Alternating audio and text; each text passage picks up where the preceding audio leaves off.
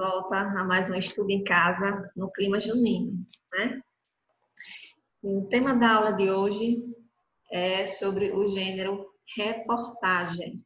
E apenas o aluno Ícaro Almeida respondeu. Parabéns, Ícaro, pela resposta e pela participação.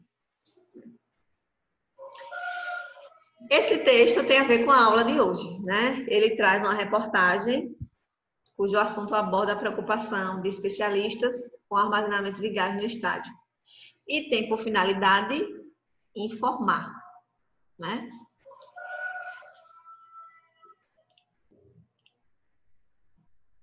Esse era o texto da aula que eu propus a questão.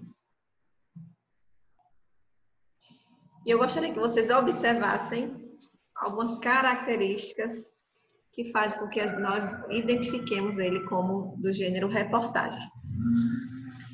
Muitas vezes nós fazemos confusão, né, entre a notícia e a reportagem. Mas a reportagem, ela tem algumas características marcantes, né? Ele tem um conteúdo mais aprofundado, né, sobre o assunto. Geralmente ele traz entrevistas de especialistas ou pessoas envolvidas, né, no fato que está sendo noticiado.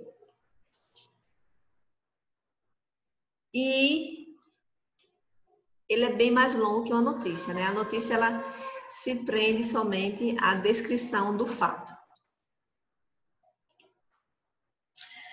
Vamos lá. Observem essas capas de revistas e jornais. Mas se vocês escolhessem ler uma matéria, né, entre essas que são apresentadas aqui, qual você escolheria e por quê? Mas a que público se destina a cada uma dessas revistas e jornais? Por exemplo, a revista Nova Escola pode interessar a educadores em geral e pais e filhos em idade escolar, né? A revista Flash pode agradar porque se interessa pela vida de celebridades, de programas televisivos. A revista Super Interessante interessa quem? A pessoas que gostam de temas políticos, econômicos, temas históricos ou internacionais, assim como os jornais Folha de São Paulo e Estado de Minas, né? Os jornais, no entanto, eles apresentam seções de outras áreas, como cultura, esporte, turismo, classificado, ciência, entre outros, né? E eles abarcam um público diversificado, já que eles trazem cadernos com tantos temas diferenciados, né? O jornal Estado de Minas, além de todos esses cadernos, eles trazem matérias específicas do estado de Minas Gerais, né?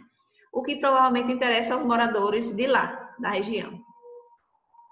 Os sites de notícia também atendem a um público diversificado, já que apresentam as seções do jornal em meio eletrônico, né? Então, quem não tem o hábito de acessar a internet, né, provavelmente não irá ler um jornal eletrônico. Desses assuntos aqui que foram apresentados nessas capas, o que vocês acreditam que trouxe mais profundidade? Bem, os assuntos abordados nas revistas Nova Escola, Super Interessante, né, e os temas sobre política nos jornais, eles trazem uma temática que possibilita uma abordagem mais aprofundada, né, do autor no texto. Uma vez que cabe a eles consultar várias fontes, né, para relatar todos os lados de uma mesma história.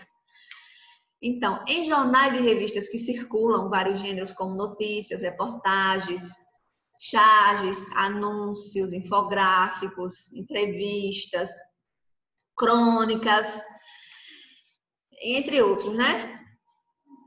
Eles priorizam a profundidade, né, de cada assunto. Mas vocês terão contato hoje né, com o gênero reportagem, certo? Os outros gêneros, provavelmente, no decorrer das aulas. Nós iremos ler uma reportagem sobre obesidade infantil, né? Vocês já ouviram falar sobre obesidade infantil, certamente, né? Consideram esse assunto importante? Possuem interesse em saber mais sobre o assunto? Quais fatores têm contribuído para o crescimento da obesidade infantil? O que é que vocês acham? Bem, o tema é um tema bastante relevante, né? Pois trata-se de um problema de saúde crescente no Brasil. Vocês já pararam para pensar assim, como nós brasileiros nós conduzimos nossos hábitos alimentares, né? Nós analisamos o que nós comemos, qual a fonte nutricional, o que isso pode nos causar, né? As consequências futuras. O que é que vocês costumam levar para comer na escola e em casa? Praticam alguma atividade física, consomem frutas, verduras e legumes. Então, está na hora de começar. Bem, primeiro nós vamos observar os elementos que aparecem logo na manchete, né, da reportagem. Quem é a autora dessa reportagem? Vocês conseguiram identificar?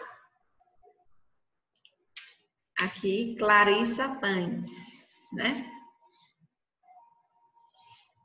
Essa imagem, ela é uma imagem adequada para o que o tema vai abordar?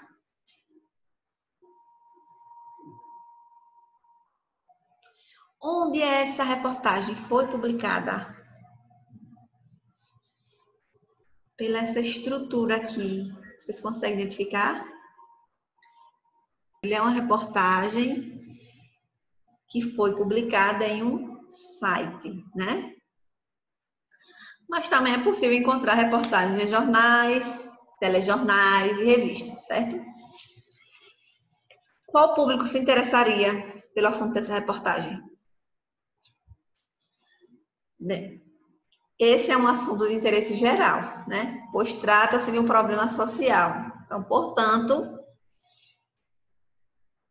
é aceitável que todos tenham interesse em ler. Mas vocês podem dizer, professora, eu mesmo ia perder meu tempo para ler uma reportagem sobre obesidade, né? Provavelmente vocês diriam, talvez meus pais, ou profissionais de saúde, né? Nutricionistas, né? Mas eu não. Pois deveria, certo? Que esse é um problema que pode atingir a todos. Então, é muito bom que a gente se mantenha sempre informado. Vamos à leitura? Vamos lá. O dado foi relevado ontem por um novo estudo liderado pelo Imperial College de Londres e pela Organização Mundial de Saúde, OMS. Descrito na revista internacional The Lancet, os pesquisadores compararam dados sobre o peso de crianças jovens em 1975 e em 2016 e verificaram que nessas 4 décadas o índice de obesos cresceu de 0,7% para 5,6% entre meninas e de 0,9% para 7,8% entre meninos. Olha aí, meninos, fica o alerta. Divulgado na véspera do Dia Mundial da Obesidade, comemorado hoje na data da publicação, né, gente? O estudo avaliou quase 130 milhões de pessoas de 200 países. Destas, 31,5 milhões eram indivíduos com idades entre 5 e 19 anos, a faixa etária que registrou maior avanço do excesso de peso. As taxas de obesidade em crianças e adolescentes continuam a aumentar em países de baixa e média renda, o que é preocupante. Mas, recentemente, esse índice se estabilizou em países de renda mais alta, embora permaneça inaceitavelmente alto, afirmou o autor principal do estudo, Madhu Zati, da Escola de Saúde Pública do Imperial College. No Brasil, 9,4% das meninas e 12,7% dos meninos estão obesos.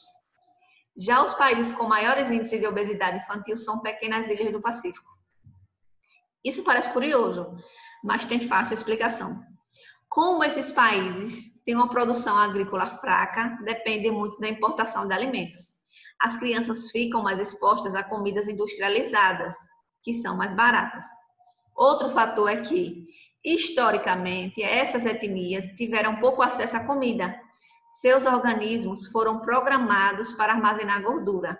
Hoje, com o repentino acesso a refeições calóricas, essas populações têm mais riscos de engordar. Os Estados Unidos, onde a alimentação industrializada é muito difundida, aparece entre os 15 países com mais jovens obesos. Rio. A obesidade infantil atinge atualmente 10 vezes mais crianças e adolescentes do que na década de 1970. Isso significa que o grupo de indivíduos entre 5 e 19 anos que estão acima do peso saltou de 11 milhões naquela época para 124 milhões. É um contingente de jovens equivalente a quase toda a população do México, estimada hoje em 127 milhões, segundo o Banco Mundial, que sofre de uma condição que pode prejudicar a saúde na vida adulta. Vamos observar agora, né, esse gráfico, esse infográfico, né? Ameaça maior sobre crianças e jovens. Estudo que avaliou 130 milhões de pessoas em 200 países identificou o avanço mais acelerado da obesidade entre os 31,5 milhões com idade entre 5 e 19 anos. A faixa etária que vocês se encontram, né? Aqui de um lado nós temos os dados sobre os meninos, né? O Brasil está com 12,7%. Né? O índice mundial é 7,8%, ou seja, o Brasil está muito acima do índice mundial. E o de meninas, 9,4%. O índice mundial é de 5,6%. Né? E o Brasil também está bem acima. Né? Então, entre os anos de 1975 e 2016, que foi o ano do estudo, né? Os 11 milhões em 1975 pularam para 124 milhões. Foi um aumento exponencial, né? Bem, vocês conseguiram identificar qual o contexto histórico, né? Em que momento, né, que a reportagem se refere, a qual momento, a qual fase, a qual período a reportagem se refere? O estudo, né, liderado pelo College de Londres, né, mostrou que o número de crianças dobrou desde a década de 70, né? Da década de 70 até os anos 2016, né? E qual foi a conclusão? Que a tendência é de aumento. Né? Então, todo cuidado é pouco. Bem, nós vimos que, além do texto, né, que nós fizemos a leitura, nós observamos que ele também possui outras construções, né, textuais, que, por acaso, nós acabamos de ler, né? Que é a utilização de gráficos. Esses elementos, eles contribuem para a construção de significados, eles contribuem para que a gente compreenda melhor a evolução da obesidade.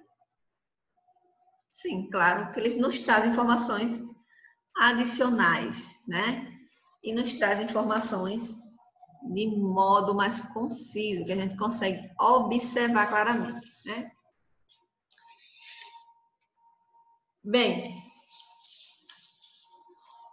no início, né, da reportagem, eu perguntei se aquela imagem colocada na capa, ela era adequada para a temática abordada.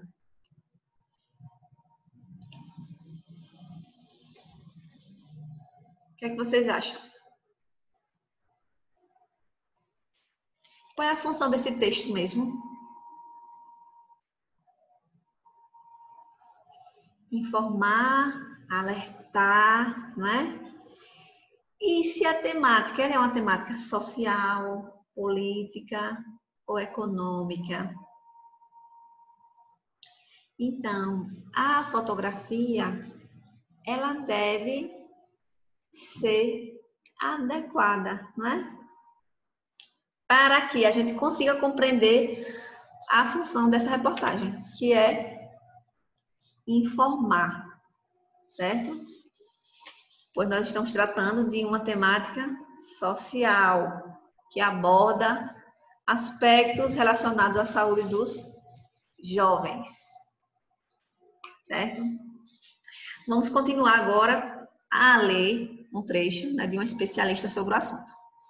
A endocrinologista Maria Edna de Mello, presidente da Associação Brasileira para o Estudo da Obesidade e da Síndrome Metabólica, ABESO, explica que, de forma geral, todos nós somos geneticamente predispostos ao ganho de peso.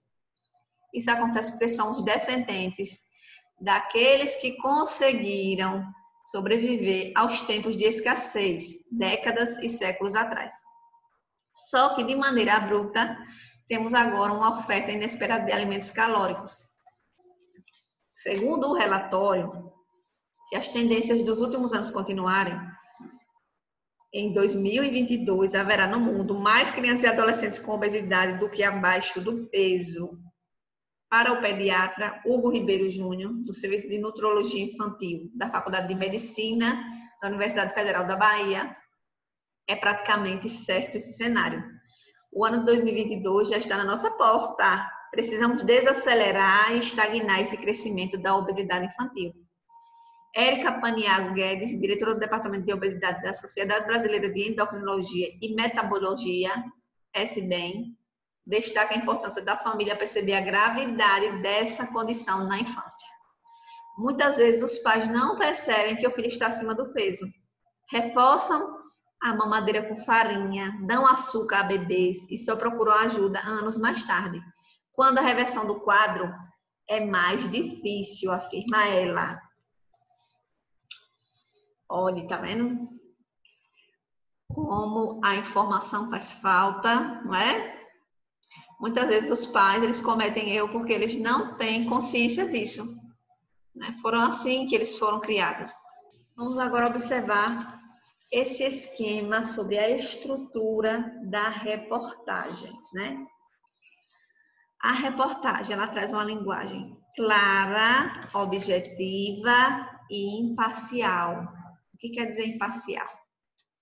Não há juízo de valor, não há envolvimento opinativo, né, de quem escreve, certo? Uso de primeira pessoa ou terceira pessoa. A temática, quais são as temáticas das reportagens? Geralmente são temáticas sociais, políticas e econômicas, né? Essa reportagem que nós lemos, ela traz uma temática social, né? Qual é a função dela? Informar. Então, sempre que vocês se depararem com a reportagem, vocês já sabem. Esse texto, ele traz informações sobre algo, né? Sobre a autoria, sobre quem escreve, é sempre identificada, né? O texto, ele traz sempre um autor que assina por ele, certo? Não confiem em informações que não trazem a fonte. Que fonte é? Onde ela foi publicada, quem escreveu, certo? Porque essas informações, elas podem não ser verdadeiras, se não traz uma identificação. E a abordagem do tema é um texto mais elaborado, com a abordagem mais completa e extensa, né? É um assunto mais aprofundado, certo? Então, sintetizando, a reportagem é um gênero jornalístico que se baseia na observação direta dos acontecimentos, dos fatos, né? E na investigação. Quando ela é uma reportagem passada em um telejornal, aí nós observamos que tem a interferência da investigação feita pelo repórter, né? A pessoa entrevista, investiga, busca para passar as informações da melhor maneira para os telespectadores. Normalmente, a informação recolhida é completada pelo depoimento de testemunhas dos acontecimentos ou pela fala de um especialista, como nós vimos no texto aqui, né, que trouxe a fala de nutricionistas e endocrinologistas. E ainda traz outras fontes, né, de informação, como imagens, gráficos e fotografias. Certo? Espero que tenha ficado claro para vocês as características do gênero reportagem. Deixarei novamente o link para que vocês respondam a atividade. Fiquem em paz, cuidem-se e até a próxima aula.